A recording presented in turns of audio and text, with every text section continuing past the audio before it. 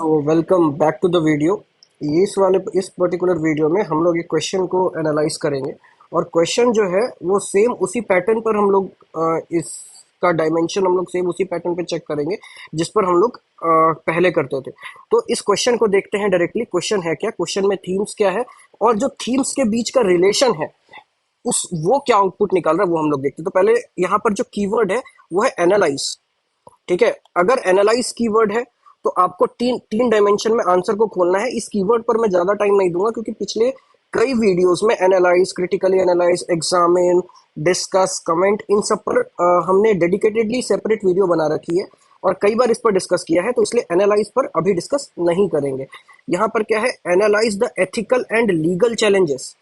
तो आपको एथिकल और लीगल चैलेंजेस को आपको क्या करना है, एनालाइज करना है। जो किसके साथ एसोसिएटेड है, associated with the proliferation. Proliferation है शायद, हाँ प्रोलिफरेशन। यार एक minute, I think it is proliferation and proliferation का की स्पेलिंग गलत है, तो I think it is proliferation. तो यहाँ पर क्या है कि proliferation of deep fake content, deep fake content and ये क्या है, एंड प्रपोज। अच्छा स्पेलिंग गलत नहीं है, आप लिखते ही हो वैसे आर को, चलो ठीक है स्पेलिंग सही है, फिर लिखते ही वैसे हो। तो propose effective strategies for mitigating the risks and ensuring responsible use of this technology in the digital landscape। तो यहाँ पे कई क्वेश्चंस हैं।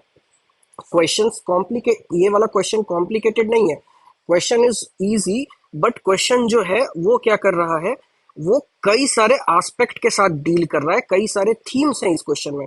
तो भाई अब थीम्स कौन कौन से हैं इस क्वेश्चन में, तो सबसे पहला थीम है, ये तो चलो कीवर्ड है आपका एनालाइज, चलो ये ठीक है। दूसरा थीम क्या है, एथिकल। तीसरा क्या है, लीगल। और ये किससे एसोसिएटेड है, चैलेंजेस से। तो आपको इसके एथिकल और लीगल चैलेंजेस दिखाने हैं। ठीक है, associated with proliferation of deep fake content. Proliferation मतलब कि डीप फेक कंटेंट की का जो स्प्रेडिंग हो रही है, जिस तरीके से डीप फेक कंटेंट मार्केट में बढ़ रहा है, जिस तरीके से डीप फेक कंटेंट आपके सोशल मीडिया पर बढ़ रहा है, जिस तरीके से इसकी अवेलेबिलिटी बढ़ रही है, तो उस उसके एथिकल और लीगल चैलेंजेस को आपको दिखाना है। एंड प्रपोज इफेक्टिव स्ट्रेटेजीज, मतलब सिंपल सा है कि ये वे फॉरवर्ड की बात कर रहा है। ठीक है, ये वे फॉरवर्ड की बात कर रहा है। For mitigating the risk and ensuring responsible use of this technology in the digital landscape. तो वही बात है कि it is talking about what you से the way forward in the aspect of using and proliferating the unethical aspect of deep fake technology।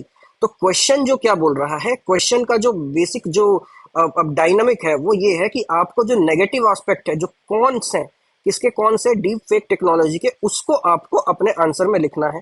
ठीक है, तो अब देखते हैं आंसर में क्या लिखा गया भाई। तो आंसर में आपने क्या लिखा है कि deep fake technology is in real sense, ठीक है ना, is in real sense use of manipulative, ठीक है, absurd deep learning use for unethical purposes like blackmailing, extortion, defamation and political. ये इंट्रोडक्शन नहीं है, इसको इसको हम लोग कहते हैं ब्लंडर, और ये बहुत बड़ा ब्लंडर है। इसमें आपको आपको इस इंट्रोडक्शन में जीरो नहीं माइनस में मार्क्स मिलेंगे। क्यों मिलेंगे, देखो होता क्या है, आप कई कोचिंग इंस्टीट्यूट में जाते हो, वहां पर ये हुआ क्या है ना, डीप फेक पर बहुत सारे लोगों ने इसी तरीके का आंसर लिखा है। अब शायद आंसर भी वैसा ही हो, और ये इस पर्टिकुलर क्वेश्चन में ये आंसर चल जाएगा because the connotation of this particular question is in a negative way. So we don't have to worry about the content which is aligned towards the negative aspect of the question, but we have, देखिए हम लोग क्या है, we are going to be bureaucrats। तो bureaucrats में ना आपने क्या कर रखा है, you have mentioned, आपने सीधा सीधा ये बता दिया है कि डीप फेक जो टेक्नोलॉजी है वो रियल सेंस में एक नेगेटिव चीज है, एक मैनिपुलेटिव चीज है। ये एकदम वैसा हो गया कि अगर आपसे मैंने पूछा डायनामाइट का यूज कैसे किया गया या डायनामाइट के बारे में कुछ लिखो, तो आप सबसे पहले बोल रहे हो डायनामाइट से क्या करते हैं, विस्फोट करते हैं और इंसानों को मारने में, लड़ाई में पुराने जमाने में उसको यूज किया जाता था। आप ऐसा कुछ कर रहे हो। एक्चुअली क्या है, डायनामाइट, आप जो ये बात बोल रहे हो ना वो सही है, बट ये ब्यूरोक्रेट्स एज अ ब्यूरोक्रेट ये शोभा नहीं देती। क्यों नहीं देती? क्योंकि डायनामाइट का जो यूज हुआ था ना, वो माउंटेन को काट के रास्ता बनाने के लिए हुआ था। तो यू आपको पॉजिटिव साइड के तरफ देखना पड़ेगा। ये इस तरीके से आप लिख दोगे ना इंट्रोडक्शन में, तो ये ब्लंडर है, वो आगे चल करके ना आपके 3-4 मार्क्स वो जाएंगे ही जाएंगे, है ना। और इस तरीके से कोई नहीं लिखता, मतलब थोड़ा सा ना ये क्या है, इनफॉर्मल लैंग्वेज में आपने लिख रखा है इसको, इनफॉर्मल लैंग्वेज में लिख रखा है। अब मेरा सवाल देखो, मैंने आपको हमेशा बोल रखा है कि इंट्रोडक्शन कभी भी नेगेटिव नहीं होना चाहिए, इंट्रोडक्शन शुड बी पॉजिटिव। और being bureaucrat, being an IAS officer, you should have some kind of optimism in your answer.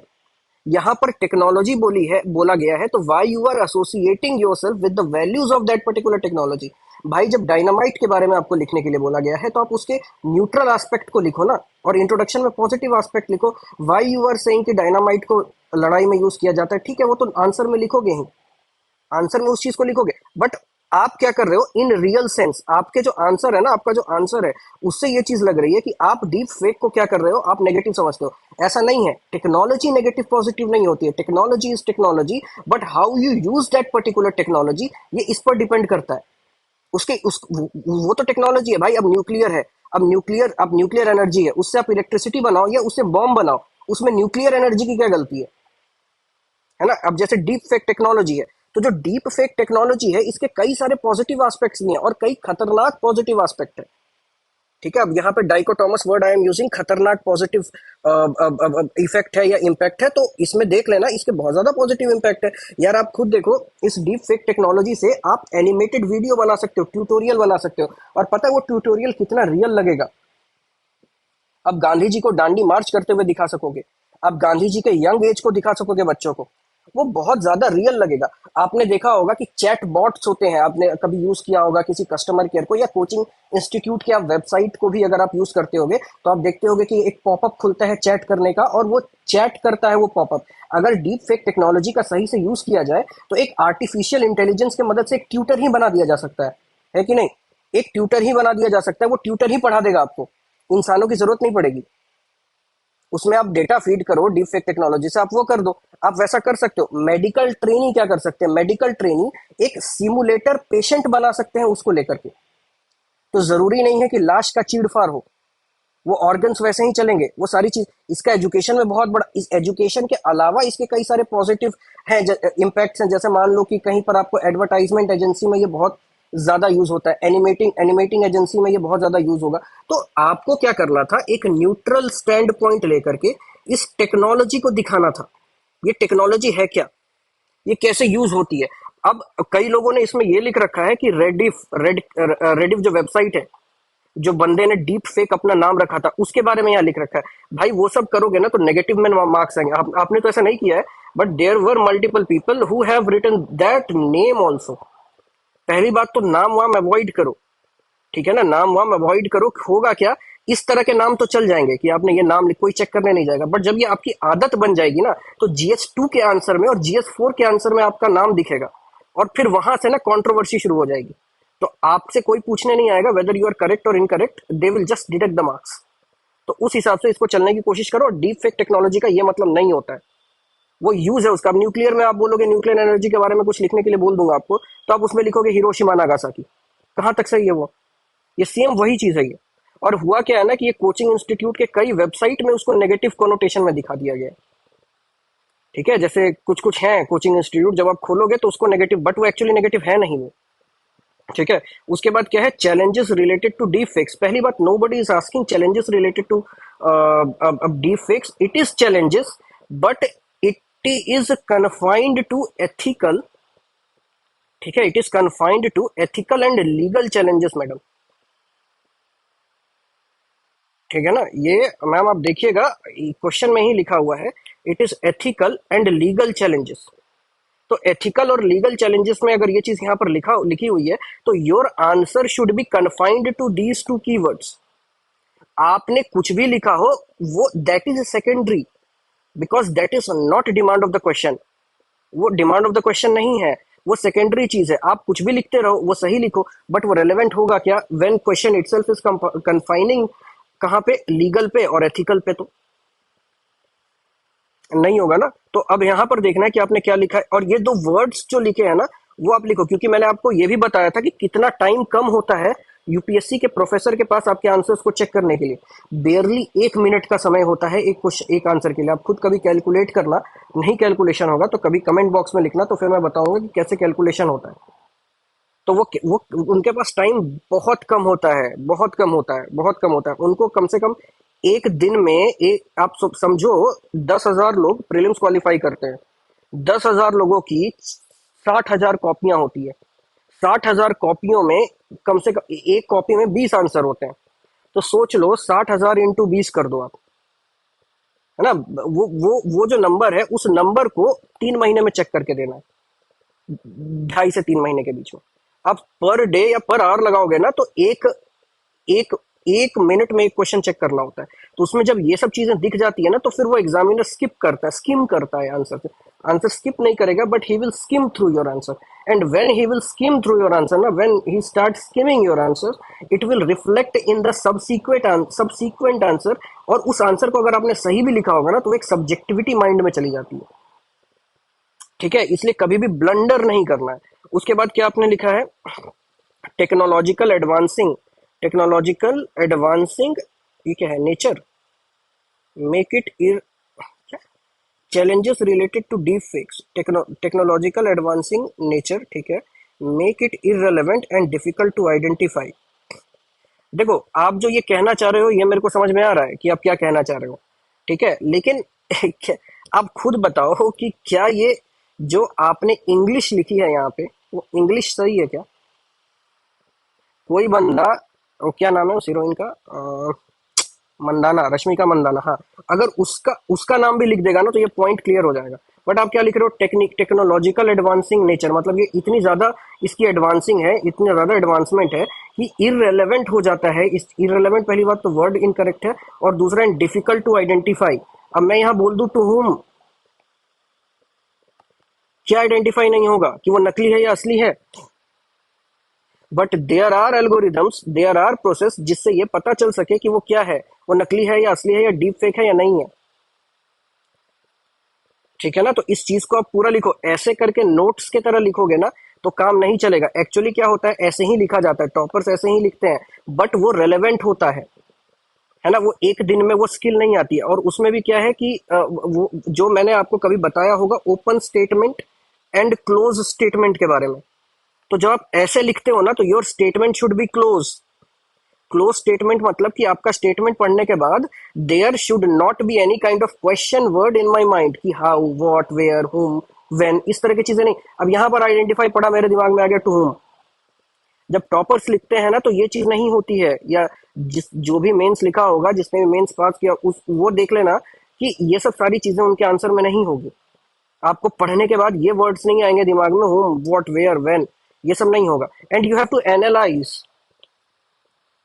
ठीक है ना, यू हैव टू एनालाइज। अब बताता हूँ, वो थोड़ी सी बारीकी का अंतर है, एक बार ये देख लेने दो, फिर मैं बताऊंगा कि हाउ एनालाइज करना कैसे। फिर क्या है? Pornographic, pornographic content increases, women related E crime increases, leaves long lasting neurological impacts on child. ये जो है long lasting neurological impact of child, ये क्या डीप फेक के अलावा अगर वो नॉर्मल पॉर्न कंटेंट कंज्यूम करते हैं तब ये नहीं होता क्या? अगर कोई नॉर्मली भी पॉर्न कंटेंट या इस तरह के एडल्ट कंटेंट को अगर वो कंज्यूम कर रहा है, तब भी तो तब भी तो ये न्यूरोलॉजिकल इम्पैक्ट वाली जो बात कर रहे हो तो तब भी तो होगा। How it is specific to deep fake, समझ रहे हो? And how it is specific to this what you say ethical and legal dimension, है ना। How it is specific to ethical and legal challenges. Ethical है ये मान लिया, ये बहुत अच्छा पॉइंट है कि वुमेन के रिगार्डिंग ई क्राइम बढ़ सकता है, ठीक है, बढ़ सकता है। And this is a kind of ethical कह लो, या अगर थोड़ा सा एक स्टेप अभी तो देखो अब है क्या, यहाँ से दोनों डायमेंशन खींचे जा सकते हैं। ये वुमेन रिलेटेड ई क्राइम जब इंक्रीज होता है तो इसके अंदर एथिकल डिलेमा भी आता है, इसके अंदर लीगल डिलेमा भी आता है। अब आप कौन सा लिखना चाह रहे हो या दोनों लिखना चाह रहे हो वो यहाँ पे स्पेसिफाइड नहीं है। यही मैं बोल रहा हूँ कि you have to close your argument. और ये जो चीज है, ये पॉइंट सही मुझ मेरे हिसाब से सही नहीं है। Use of blockchain technology made it difficult to identify the criminal. ठीक है, तो ये जो है बहुत अच्छा पॉइंट है, एंड इट इज लीगल, ये लीगलिटी में आ जाएगा। वॉइस मॉड्यूलेटिंग हैव, ये क्या है, हैव, यार ये समझ में नहीं आ रहा, राइज्ड है, रेज्ड है, voice modulating have I don't know what it is, to increase in crimes like blackmailing, to hard to identify the criminals। देखो, difficult to identify criminals, hard to identify the criminals, इसमें भी underlining, इसमें भी underlining. ये duplication मत करो mains में, ये डुप्लीकेशन मत करो। रीजन क्या है कि एक तो वर्ड और टाइम कम है, तो आपको बहुत ज्यादा इन्फो डिलीवर करना है। इन्फो की डुप्लीकेसी हो जाएगी ना, तो इशू हो जाएगा। इशू क्या होगा कि एक तो सबसे पहले एग्जामिनर का इंटरेस्ट चला जाएगा, दूसरा ये हो जाएगा कि आप इससे ना, आप समझ लो आप हाफ सेकंड बचा सकते थे। 20 क्वेश्चन में हाफ सेकंड बचाने का मतलब समझ रहे हो, है ना? तो वैसा हो जाता है। तो इस चीज को थोड़ा सा समझने की कोशिश करो। 30, हाफ सेकंड बोल रहा हूँ, 30 सेकंड, आधे, मतलब जो भी है, 10 सेकंड भी अगर यहाँ से बचा रहे हो ना, तो बहुत सारी चीजें आप ये करो। और दूसरा क्या होता है, एक नेगेटिव कॉनोटेशन मिलता है when you are repeating, when you are repeating the what you call the points. उसके बाद इंटरनल सिक्योरिटी कंसर्न, गुड, अच्छा पॉइंट है। Deep fakes can lead to increase in internal political, क्या है ये, टर्मोइल्स। पॉलिटिकल टर्मोइल्स को इस तरीके से, क्या होता है पॉलिटिकल टर्मोइल्स, एक बार बताना, पॉलिटिकल टर्मोइल्स किसको कहते हैं? कमेंट बॉक्स में बताना व्हाट इज पॉलिटिकल टर्मोइल्स। उसके बाद क्या है, इजी जेलेंस्की वीडियो सरफेसिंग। देखो, जेलेंस्कीज होगा पहली बात तो, वीडियो सरफेसिंग केसेस। तो पॉलिटिकल टर्मोइल इसको नहीं बोलते हैं ना। ये जो एग्जांपल दे रहे हो, पॉलिटिकल टर्मोइल, टर्मोइल का क्या मतलब होता है, पॉलिटिकल सिस्टम का ब्रेक, मतलब टूट जाना। ठीक है, वो जैसे कि टर्मोइल का मतलब वो होता है पॉलिटिकल टर्मोइल, या पॉलिटिकल फ्रैक्चर भी इसको हम लोग कई जगह पे आपको देखो किसी किसी बुक में लिखा होगा, तो उस सेंस में आपको जाना होगा। और पॉलिटिकल टर्मोइल्स नहीं होता, पॉलिटिकल टर्मोइल होता है। और खैर ठीक है, अगर ये लिखा भी है तो इसको थोड़ा सा ना आप जस्टिफाई कर दो। ये जेलेंस्की का, अगर मान लो जेलेंस्की का वीडियो आ गया, या मनोज तिवारी का नाम सुना होगा जो सांसद है बीजेपी के, तो उनका डीप फेक वीडियो आ गया था, तो क्या टर्मोइल हो गया उससे? मान लो मोदी जी का ये हो गया, क्या कहते हैं, मोदी जी का डीप फेक वीडियो वायरल हो गया। ठीक है, तो आपकी बात बिल्कुल सही है कि अगर उसको लोग सच मान लेंगे, या उस वो चीजें स्प्रेड हो जाएगी, तो हो सकता है कि वैसा हो जाए। लेकिन जो आप एग्जाम्पल दे रहे हो, क्या उससे टर्मोइल हुआ था? ये पॉइंट बिल्कुल सही है, बहुत अच्छा पॉइंट है ये। लेकिन आप पहली बात तो जो वर्ड सिलेक्शन है उस पर थोड़ा सा ध्यान दो, और चीजों को थोड़ा एक्सप्लेन करने की कोशिश करो। उसके बाद है एथिकल, एथिकल कंसेंसस, तो इसको आपने एक्सप्लेन नहीं किया है, इसको आप एक्सप्लेन करो।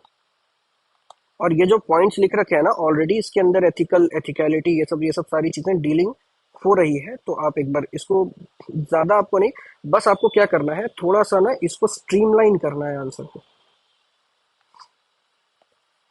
इसको स्ट्रीमलाइन करना है आंसर को।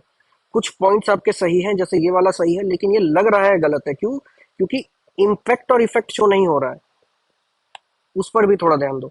उसके बाद क्या है, against right to privacy, very good, very good, ये लीगैलिटी वाले सेक्शन में आ जाएगा। आपने क्या किया है ना, क्वेश्चन के कीवर्ड पर ध्यान नहीं दिया, try to get into the keyword which has been asked by the examiner. ये बहुत अच्छा पॉइंट है, इसको आप पहले लिख देते, ये it should be your priority points. उसके बाद increase in cases of financial frauds, fake bank calls. तो यार फेक बैंक कॉल्स, देखो फेक बैंक कॉल्स आज भी आता है। फेक बैंक कॉल्स के लिए ना डीप फेक टेक्नोलॉजी की जरूरत नहीं है। ठीक है ना, उसके लिए डीप फेक टेक्नोलॉजी की जरूरत नहीं है। डीप फेक टेक्नोलॉजी में क्या होगा, मतलब देखो, अगर कोई बैंक वाला आपको फोन करता है क्रेडिट, तो उसकी फोटो देख रहे हो क्या आप? उसकी फोटो नहीं देख रहे हो, you are not like, you are not visual, the visuals are not present of that the person who is calling you, what is there है क्या, उसकी कौन सी चीज आपके पास, तो उसकी ऑडियो है, वो भी वैसी ऑडियो है जो आपने ना कभी पहले सुनी है ना आने वाले 5 साल में सुनोगे। तो हाउ डीप फेक किस तरीके से फाइनेंशियल फ्रॉड को इंक्रीज करता है, वो भी तो आप डालोगे ना इसमें। आप, हो सकता है आपकी बात सही हो, क्योंकि मेरे हिसाब से तो ये चीज बहुत कॉमन है। It is not specific to deep deep fake technology, ये तो अभी भी होता है। तो अगर आपके नॉलेज में वैसा कुछ है जो मेरे नॉलेज में नहीं है या जो मुझे समझ में नहीं आ रहा है, तो आप उस चीज को प्रॉपरली एक्सप्लेन करोगे ना। You should explain, because ultimately you have to convince examiner, है ना। और हमेशा देखना, आप टॉपर से सुनना या किसी से भी सुनना, दे विल से कि गो विथ सिंप्लिसिटी, कॉम्प्लिकेट नहीं करना है, पीएचडी वाली चीज नहीं दिखानी है, सिंप्लिसिटी दिखानी है। ठीक है। अब यहां पर क्या है, effective strategies, putting complete ban on deep fakes. देखो, ठीक है, ये पॉइंट काफी अच्छा है, चाइना ने किया, अपने एग्जाम्पल भी दे रखा है। लेकिन यार, बीइंग एन आईएएस ऑफिसर, आपको लगता है कि किसी भी चीज को कंप्लीटली बैन कर देना सही है? क्योंकि अगर आप इसको कंप्लीटली बैन कर दोगे, इसके पॉजिटिव्स भी तो जा रहे हैं। ठीक है। Deep fake task force example USA, good. University technology collaboration, इससे क्या होगा, इससे क्या हो जाएगा ऐसा, सारे लोग यूनिवर्सिटी क्या करती है, कुछ सिखाती है, तो इसके साथ कोलैबोरेशन का क्या मतलब है कि ये जो टेक्नोलॉजी है वो पब्लिक डोमेन में आएगी, ऐसा कुछ बोलना चाह रहे हो, क्या बोलना चाह रहे हो इससे? उसके बाद एंश्योरिंग, ये क्या है, stringent provision in data protection, very good. Increase in R&D to tackle advances of deep fake technology, good. Enhancing digital literacy, ठीक है। डिजिटल लिटरेसी को जब आप एडवांस कर दोगे तो क्या होगा कि लोगों को समझ में आएगा कि हाँ भाई, ये गलत हो सकता है, सामने जो दिख रहा है वो सही नहीं है, ऐसा उनको लगने लगेगा, ऐसा हो सकता है, बिल्कुल हो सकता है। And there are certain provisions, ठीक है, ऐसे कुछ प्रोविजंस हैं जिस प्रोविजंस को यूज करके ये पता चला किया जा सकता है, ऐसा पता चलाया जा सकता है, ऐसा पता चलाया जा सकता है कि भाई वो है कि नहीं। ठीक है। तो ये सारी चीजें हैं, उस प्रोविजन को भी आप मेंशन कर सकते हो।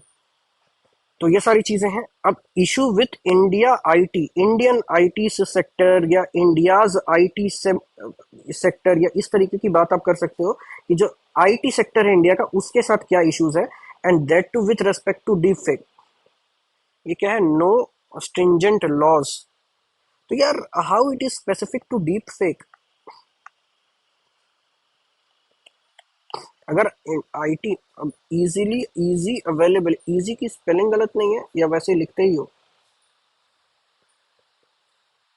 वैसे क्या इजीली लिखा है, क्या इजीली लिखा है, easily availability of data accessibility leads to data leakages and and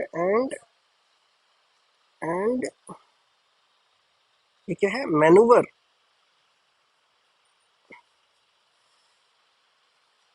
and पता नहीं यार, पढ़ नहीं पा रहा हूँ। Digital illiteracy made it easier to propagandize the mis info, अरे मिस इन्फॉर्मेशन लिखो, मिस इन्फॉर्मेशन लिखो। Infrastructural constraints, easy north south budget grant issue.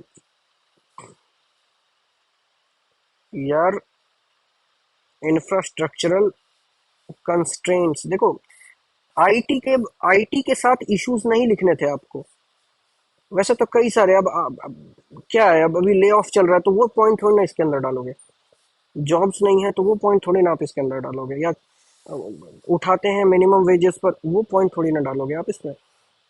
आपको it, you should relate it with deep fake, आपको डीप फेक से deviate होना ही नहीं था।